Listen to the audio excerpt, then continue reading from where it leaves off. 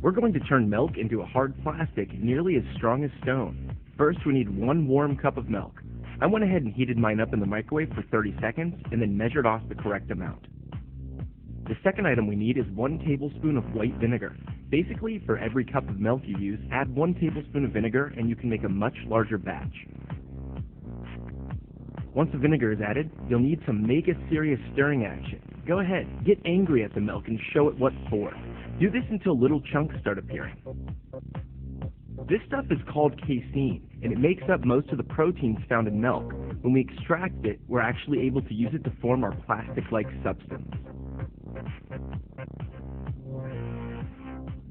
Now that we have a chunky glass of vinegar and milk, I'm going to strain the casein away from the liquids left in the glass. Shake it all out and try and drain away as much liquid as you possibly can. We want the curds to be very dry.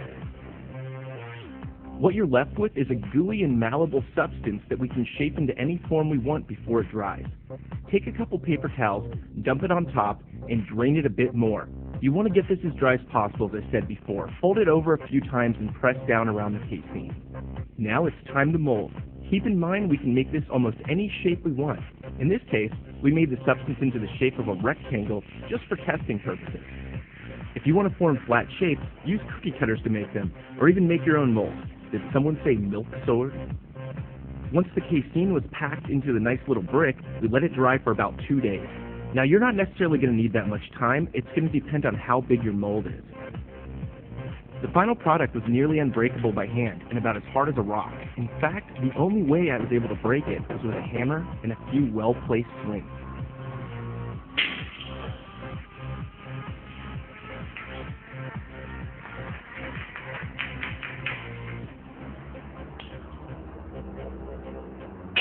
So it really comes to no surprise that back in the early 1900s, this stuff was used to make pens, knife handles, even billiard balls.